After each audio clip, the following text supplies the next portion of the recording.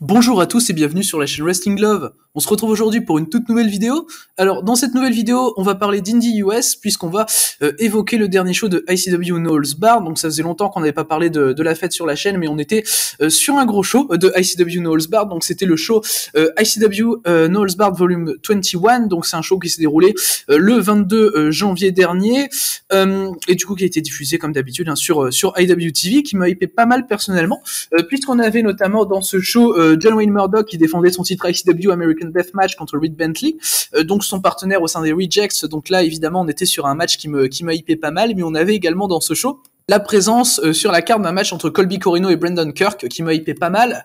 On avait également le Dark Shaitan qui faisait un match comme ça aux US. Je pense qu'elle doit faire une tournée aux US, mais c'est la première fois que je la vois aux US. Le Dark Shaitan qui est une catcheuse mexicaine qui affrontait Mikey Knuckles. Du coup, à titre personnel, ça m'intéressait également parce que tout simplement le Dark Shaitan, du très peu que j'ai vu chez AULL, franchement je trouve que ça fait bien le taf. Mais du coup c'était un show qui me disait bien à titre personnel, ce show volume 21. Et du coup on va pouvoir donc commencer la review de ce show avec l'opener qui était un match qui opposait Akira à Clint Margera, qui pour le coup, je veux dire c'était la première fois que je voyais catcher un Clint Margera. Et du coup le match a duré un peu plus de 16 minutes, il a été remporté par Akira assez logiquement, mais le match m'a fait vraiment bonne impression et c'est du coup pour moi le deuxième meilleur match du show, sachant que ce match à titre personnel je lui ai mis la note de 3.25 et que j'étais pas loin du 3,5, puisqu'on est sur un match qui est vraiment intéressant pour un opener avec Akira et Clint Margera qui ont été assez brutaux.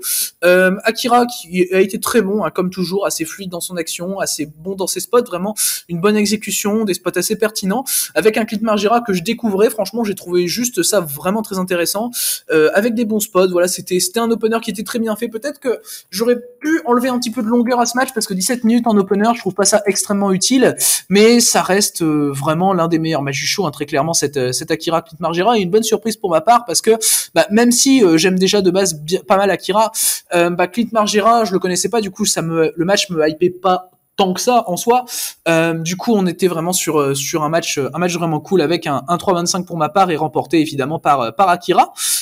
Du coup voilà donc par rapport à ce match, et on va pouvoir maintenant passer au deuxième match du show. Alors le deuxième match du show, c'était un des matchs qui m'a hypé le plus de toute la carte. C'était Brandon Kirk contre Colby Corino, comme je l'ai évoqué un peu plus tôt, et le match a duré un peu plus de 9 minutes pour voir une victoire de Colby Corino. Alors personnellement j'ai été pas mal déçu par rapport à ce match, sachant que du coup je lui ai mis la note à titre personnel de 2,75 à ce Kirk Corino, ce que je m'y attendais pas spécialement parce que Corino, j'aime beaucoup son taf chez NWA en tant que heel, et franchement c'est franchement un mec qui a pas mal de potentiel, tandis que Brandon Kirk de son côté, c'est surtout du côté de chez ICW No Holds Barred et chez H2O. J'ai toujours vraiment aimé son style de heel, je trouve vraiment intéressant. Il me fait pas mal penser à Tigus Cogar d'ailleurs dans son style de heel.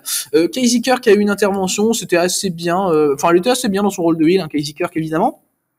Et les deux d'ailleurs sont des bons heals, les deux quand je parle de Brandon Kirk et de Colby Corino, mais ils sont pas vraiment réussi à avoir une bonne alchimie dans ce match, j'ai trouvé, même si évidemment on est loin d'avoir un mauvais combat, évidemment on est sur un Kirk Corino, ce serait compliqué de faire un mauvais match quand même, mais tout de même on est sur un match vraiment pas mal décevant, et même sur l'un des moins bons matchs du show. Quand j'y réfléchis bien au final, je dirais qu'il y a peut-être qu'un seul match qui est moins bon que celui-ci, et c'était quand même pas mal attendu qu'il soit moins bon. Du coup ouais non, pour moi c'est un 2,75 à ce Corino Kirk, c'est pas mauvais, c'est pas spécialement bon, mais j'attendais bien plus de ce match qui a malheureusement un petit peu souffert de la place du mort de la carte, donc d'être le deuxième match finalement de ce show après un opener assez long. Du coup voilà donc par rapport à ce match donc remporté par Colby Corino, et on va maintenant pouvoir passer donc au troisième match de ce show. Alors le troisième match de ce show, c'était un match qui opposait Shane Douglas à Danny Demanto, sachant que Danny Demanto, on rappelle que c'est le promoteur de la ICW No Holds Barred, enfin le propriétaire. Et du coup le match a duré un peu plus de 9 minutes et il a été remporté par Shane Douglas. Personnellement je savais que le match serait assez indécis à titre personnel, sachant que au final tu fais venir Shane Douglas qui est quand même un catcheur assez connu, qui a fait TNA, ECW, WCW, face du coup à Danny Demanto qui est le propriétaire de la fête. Du coup je me suis dit les deux résultats sont assez plausibles au final, et c'est Shane Douglas qui a gagné de par finalement son statut globalement, ce qui m'a pas dérangé des masses. Personnellement j'ai mis la note de 3 étoiles à ce match, c'était bien, même si je suis pas spécialement fan de la performance de Shane Douglas. Après faut dire qu'il a 57 ans temps et que c'est forcément un petit peu plus compliqué. Mais Demento était plus intéressant, j'ai trouvé, dans ce match. Il a amené la brutalité finalement à ce match, qui était dans l'absolu peut-être un des meilleurs matchs du show, mais bon voilà, c'est pas non plus foufou, hein, à titre personnel, je pense, ce Shane Douglas contre Danny Demento. Demento fait vraiment une bonne performance, comme j'ai dit. Franchement, je trouve que c'est un worker assez intéressant, Danny Demento, avec son statut qui lui rajoute quelque chose un petit peu, qui peut raconter des histoires en plus. Et Shane Douglas, bon, même si c'était compliqué, je trouve qu'il s'est quand même assez bien débrouillé, on va dire, pour suivre le rythme de Demento, et c'est déjà ça. Du coup, on est sur un 3 étoiles pour ma part, et une victoire pas dérangeante du tout, hein, de Shane Douglas. Du coup, voilà donc par rapport à ce match, et on va pouvoir donc continuer la review de ce show ICW No Holds Barred Volume 21 avec le 4e match de la carte qui opposait Cruel à Justin Kyle, et ce Cruel contre Justin Kyle, il m'a hypé pas mal, pour tout dire, sachant que Cruel, pour ceux qui savent pas, c'est le nom ICW No Holds Barred de Matt Kruger qui est un des gros noms actuels de la MLW, donc Major League Wrestling, et du coup ce Cruel contre Justin Kyle, c'était un match vraiment brutal, la domination de la part des deux, qui était dans tous les cas brutale, très impactante. Justin Kyle, il a vraiment montré de l'envie dans ce match, il a été très très puissant, mais Cruel a juste été plus fort, parce que Cruel, la manière dont il bat Justin Kyle, c'était vraiment impactant, et ça j'ai vraiment beaucoup aimé à titre personnel. D'ailleurs ce match, je l'ai pas dit, mais dans l'ensemble je lui ai mis 3,25, et j'étais pas loin également du 3,5, hein, comme pour le Clint Margera contre Akira qu'on avait eu en opener. Et du coup, en fait, t'as Justin Kyle qui domine pas mal Cruel et qui veut le claquer contre toute une série de chaises qui sont installées au milieu du ring. T'as Cruel qui le contre et qui soulève Justin Kyle et qui le claque vers l'avant, tête la première sur les chaises, et qui le bat avec ça, avec ce facebuster énorme, hein. Cruel qui a vraiment été très très impactant à la fin, qui décroche une victoire très très impressionnante, j'ai trouvé. Et ouais, dans l'ensemble, bah c'était clairement un match entre deux big men qui étaient prêts à vraiment se casser la gueule et qui s'y sont allés franco, hein, comme on dit. Du coup, ouais, c'est un match qui m'a beaucoup plu. C'est totalement ce que j'attendais dans ce style de combat chez No Holds Barred. Ça, on n'a pas trop été dans le hardcore, on a juste été dans la formule qu'il fallait utiliser entre deux catcheurs comme ceci. Donc personnellement, j'ai trouvé ça très très sympa. Du coup, voilà donc par rapport à ce match, hein, logiquement remporté par Cruel. Et on va maintenant pouvoir passer donc au 5e match du show. Alors le 5e match du show, c'était du coup Casanova Valentine qui affrontait Satujin, et là très clairement on n'était pas sur un match qui me hypait, hein, ce Valentine contre Satujin, sachant que bah c'était surtout de la faute de Satujin, parce que Valentine en soi, des fois je pense qu'il peut faire des très bonnes performances. On l'avait vu par exemple du côté de chez NPU l'année dernière face à Atticus Cogar, enfin des fois comme ça où Casanova Valentine est capable de montrer des choses intéressantes. Mais là contre Satujin, on va dire que c'était mission impossible. Le match a duré un peu moins de 15 minutes et a été remporté par Satujin pour nous donner le moins bon match du show, hein, très clairement un match auquel j'ai mis la note de 2 étoiles, sachant que Satujin est hyper mauvais et qu'il peut vraiment pas rendre Valentine intéressant. Enfin je veux dire, c'est quand même fou de pouvoir rendre Valentine inintéressant quand même. Donc personnellement ouais, j'ai trouvé ça très très compliqué. Satujin est toujours dans la même formule, avec des spots hardcore très très lents, très très brutaux, mais de manière hyper inutile, où il va aller chercher vraiment le sang, hein, Satujin, de manière très inutile et de manière vraiment too much, hein, en fait, Satujin. Donc c'était vraiment compliqué ce match, parce que bah t'as ça finalement tout le long. Casanova Valentine, évidemment, quand on part dans cette formule là, il est pas non plus dépaysé, hein, c'est pas non plus un catcheur technique, hein, Casanova Valentine, faut pas déconner, même si je trouve que des fois il peut paraître intéressant. L'exemple que j'ai cité contre Atticus Cogar en est le meilleur exemple. Mais ouais, dans tous les cas, on était clairement sur ce Gene Valentine, sur le moins bon match du show, hein, d'assez loin d'ailleurs. Et du coup, la victoire de Satujin en soi m'a pas spécialement surpris, sachant qu'il est plus régulier, même beaucoup plus régulier que Casanova Valentine chez ICW No Holds Barred. Du coup, voilà, par rapport à ce match qui a tout de même duré 14 minutes, donc voilà, c'est quand même vachement long, hein. Surtout pour un match aussi compliqué, c'est dommage. Du coup, on va maintenant pouvoir passer donc au prochain match du show. Alors le prochain match du show, c'était le match qui opposait Mikey Knuckles à le Dark Shaitan, et là ça me hypait quand même un petit peu. Et du coup, le match a duré un peu plus de 17 minutes, donc on était clairement sur un match vachement long, d'ailleurs le deuxième match le plus long du show. Il n'a été remporté par personne, puisque le match s'est fini en double pin, malheureusement. Alors celui Dark Shaitan contre Mikey Knuckles, personnellement c'est un match que j'ai beaucoup aimé, de prime abord déjà, j'ai trouvé que c'était un match vraiment intéressant. Déjà, le Dark Shaitan, l'avoir aux US, personnellement, ça m'intéresse quand même. Sachant que jusqu'alors, je ne l'avais vu qu'au Mexique, hein, le Dark Shaitan, chez AULL donc. Et là, je trouve qu'elle a fait une performance vraiment intéressante face à une Mikey Knuckles, qui a pas hésité à être assez brutale. Franchement, c'était un match hardcore assez cool, hein, j'ai trouvé. Mais j'ai pas trouvé le finish en double pin pertinent, à titre personnel, parce que, je trouve que Mikey Knuckles aurait pu perdre assez facilement au final. Sachant que, dans tous les cas, le Dark Shaitan, de son côté, Franchement, je trouve que si on compare un petit peu, je pense que le Dark Shaitan est un plus gros nom que Mikey Knuckles, mais personnellement, j'aurais voulu voir le Dark Shaitan gagner parce que c'est un peu son passage aux US, c'est un peu comme avec Minoru Suzuki quand il est passé aux US. Bon, évidemment, même si le Dark Shaitan et Minoru Suzuki c'est un petit peu différent niveau popularité, mais je trouve que le Dark Shaitan aurait quand même dû gagner personnellement, ou à la limite Mikey Knuckles, hein, mais bon, j'aurais préféré le Dark Shaitan, mais à la limite Mikey Knuckles, mais nous faites pas patienter 17 minutes pour avoir juste un double pin et pour juste finalement, parce que de toute façon ils referont pas un match, hein, je pense, entre le Dark Shaitan et le Dark Shaitan, je vais y arriver, et Mikey Knuckles. Enfin, ça m'étonnerait beaucoup d'avoir un rematch. Donc personnellement, je trouve ça vraiment dommage de pas vraiment avoir donné une conclusion décisive à ce match, donc entre Shaitan et Knuckles, mais ça reste tout de même un match intéressant dans sa globalité. Donc à titre personnel, je suis allé à 3 étoiles, j'étais pas loin du 3.25 et j'aurais clairement mis 3.25, voire peut-être même été vachement proche du 3.5 s'il y avait eu un vrai finish, mais là non, double pin, donc bien dommage.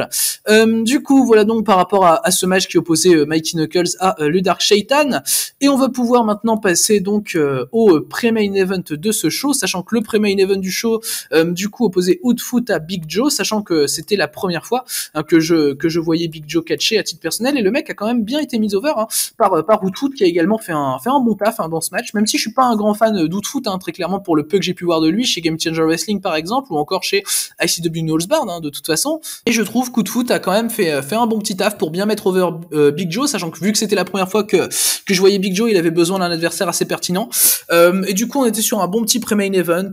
Big Joe a été montré assez fort, il a donc remporté le match de manière, vu comment c'est montré dans le match, assez logique. Alors à titre personnel, je m'attendais à une victoire d'Hoodfoot, tout simplement parce que je connais pas Big Joe, du coup je me suis dit très petit nom, bon ça va perdre contre Hoodfoot assez logiquement, mais ça a été bien montré dans ce match, la victoire de Big Joe qui a été montrée vraiment costaud dans ce match, du coup auquel j'ai mis la note de 3.25, mais j'ai peut-être été un petit peu méchant, j'aurais peut-être pu aller à 3.25 quand même. J'ai mis 3 au passage, je pense que j'avais dit j'ai mis 3.25 juste avant, mais non, j'ai mis 3. Du coup voilà donc par rapport à ce match donc remporté par Big Joe en un peu plus de 13 minutes. Du coup, on veut maintenant pouvoir passer donc au main event de ce show, ICW Knowles Barn Volume 21. Et le main event de ce show, c'était donc le match de championnat ICW American Deathmatch, défendu donc ici par John Wayne Murdoch, qui effectuait sa énième défense du titre. Très clairement, il a plus de 10 défenses, il a fait que défendre son titre, et c'était pour ça donc personnellement que le match m'intéressait beaucoup, parce que là où il y avait vraiment un gros suspense pour moi, parce qu'il affrontait tout simplement Reed Bentley, comme j'ai dit un peu plus tôt dans la vidéo, son partenaire dans les Rejects, et là on était clairement sur un challenger très crédible pour le titre de John Wayne Murdoch, sachant que finalement, à part Eric Ryan dans le match 60 minutes Ironman qu'on a eu à Deathmatch Horror Story en octobre dernier, finalement j'ai pas vraiment vu d'autres adversaires que Reed Bentley vraiment crédibles pour aller prendre le titre, donc pourquoi pas à John Wayne Murdoch, et c'est ce qui s'est passé lors de ce show, puisque Reed Bentley est devenu donc le nouveau champion ICW American Deathmatch, dans un match qui dure un peu moins de 18 minutes, qui était le match le plus long du show. La victoire de Reed Bentley, comme j'ai dit, me surprend vraiment pas. Il y a un moment où il fallait que ça se termine pour John Wayne Murdoch, qui a eu un super bon règne avec le titre American Deathmatch. Pour un premier règne, c'était important d'avoir un règne vraiment dominant avec un mec qui défend énormément son titre. Alors personnellement, j'ai trouvé que c'était le meilleur match du show. On était clairement sur un très bon main event, donc entre Murdoch et Bentley. John Wayne Murdoch, du coup, qui met en jeu son titre contre Bentley, déjà ça a pas mal de signification, et du coup il connaît très bien Reed Bentley, il arrive à le surprendre dès le début du match et à prendre la première domination, Murdoch, domination que j'ai trouvé à titre personnel vraiment intéressante. Du coup dès le début du match, t'as quelque chose pour t'impliquer finalement dans la construction du match, dans son écriture, et du coup j'ai beaucoup aimé la séquence de domination de Murdoch. Bentley a eu un retour très progressif dans ce match, il a pas vraiment eu un retour d'un coup, une très grosse domination, non, le retour a été vraiment montré progressivement pour Reed Bentley, j'ai beaucoup aimé ça dans l'écriture du match, et c'était très bien fait.